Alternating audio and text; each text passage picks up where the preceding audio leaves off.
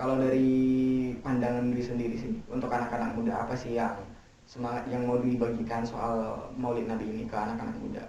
Iya. Kalau di Quran itu kan laqad kana lakum fi Rasulillahi uswatun hasanah gitu kan. Bahwa Rasul itu adalah uswah yang terbaik gitu, teladan yang sebaik-baiknya. Tadi udah kita cerita sedikit tentang di berbagai aspek Rasulullah itu bisa kita teladani. Jadi pesan untuk teman-teman semua mungkin kita mulailah mencintai Rasulullah SAW itu yang pertama. Kedua, meniru apa yang bisa kita tiru. Yang kita tidak bisa tiru jangan kita celah. Pertama, yang kedua, yang belum kita bisa tiru juga kita jangan merasa minder. Itu. Jadi kalau kita bisa tiru tadi tentang cara berdagangnya Rasulullah, tentang kejujuran, kita jalankan aja. Gitu. Karena kita belum bisa meniru pakaian Rasulullah mungkin. Baru selanjutnya kita perbanyak sholawat, itu pesannya tadi. Karena bisa jadi orang yang kita cintai itu adalah yang kita sering sebut namanya, gitu kan?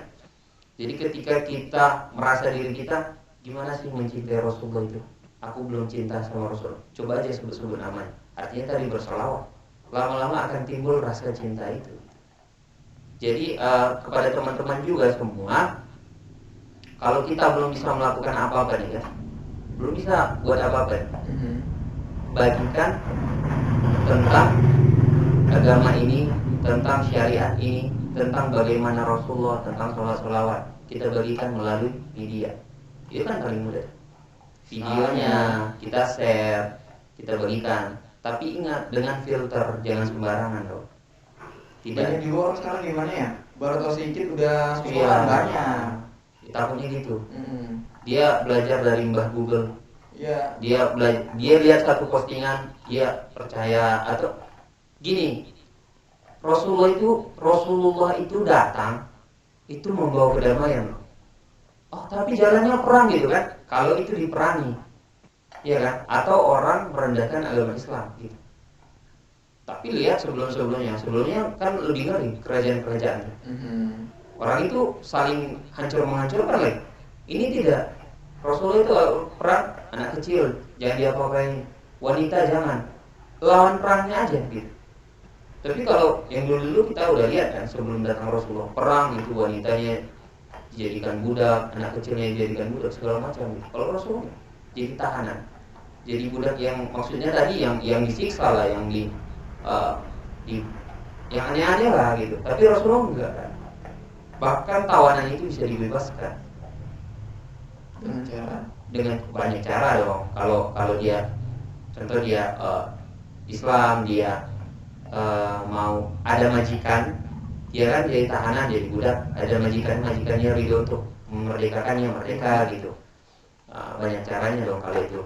Tapi intinya ketika perperangan itu tidak boleh menyakiti wanita dan anak-anak kecil itu tadi. Jadi apa namanya, sosok Nabi Muhammad ini kan sebagai pendamai datang, sebagai penyatu gitu kan.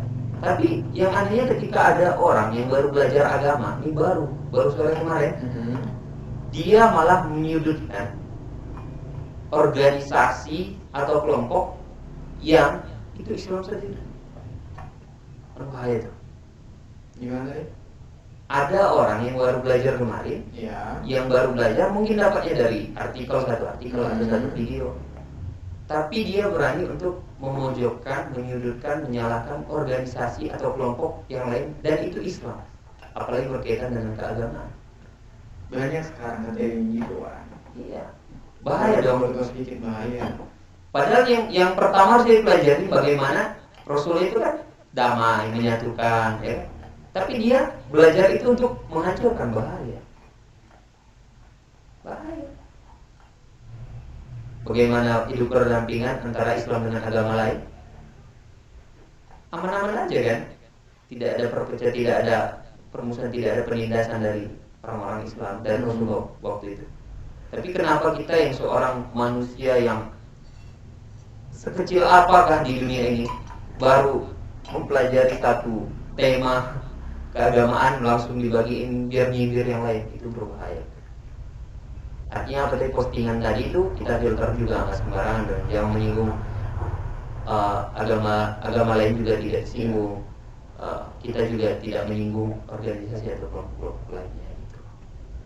Selama dia dalam syariat Islam ya, beda dengan yang udah di luar dengan syariat Islam.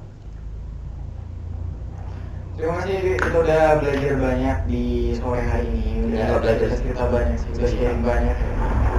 Ya setidaknya itu akan menambah pengetahuan kita soal sosok Rasul itu bagaimana. Tadi yang berceritain dari kecilnya hingga sampai sekarang dewasa, sampai berdagangnya tadi diceritain aspek-aspek kehidupan. Iya, beberapa cerita tadi. Walaupun ngidul ya, tak kemana-mana tadi cerita itu. Apa bulan? Terus kita dapat ilmu baru kan? Tapi kalau ada tadi juga kesalahan teman-teman mungkin bisa dikoreksi aja kan. Ya. Mungkin tadi karena kita keasikan cerita, banyak kata kan banyak salah gitu. Ada 1-2 kata atau sejarah yang berputar tadi. Kan biasa tuh. Harusnya bilang ini iya error sedikit. Jadi mungkin itu kesalahan kita murni, mohon maaf di awal aja gitu. Karena kita juga salah al-khoto wanisia. Oh iya, ngeri ini. Jadi apa tuh? Apa ya Jinjutsu kalau Naruto aja. Oke, terima kasih Giri udah ngobrol-ngobrol bareng kita lagi di sini. Terima kasih udah datang lagi untuk kedua kalinya. Yang kemarin terus di kantin ya, sekarang udah di ruangan yang sebentar lagi akan lebih besar ya kan. Kita akan punya Deddy Kobuzer dan Najwa Shihab-nya Kota Padang City Bang. Amin, doakan saya teman-teman ya. Kalau ada sponsor tolong ya. Boleh. Ke channel sebelah juga boleh ya dulu.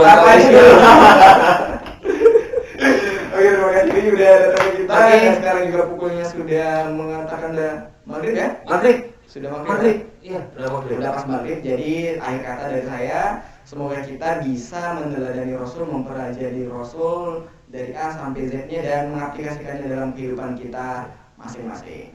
See you next time dan assalamualaikum warahmatullahi wabarakatuh. Waalaikumsalam.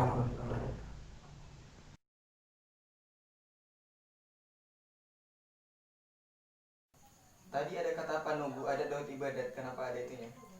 Itu kita mau menyelaraskan antara adat dan juga ibadat. Maksudnya kita di Kabupaten Padang Lawas yang disepakati oleh para tokoh-tokoh adat dan juga para ulama di sana itu slogan ya.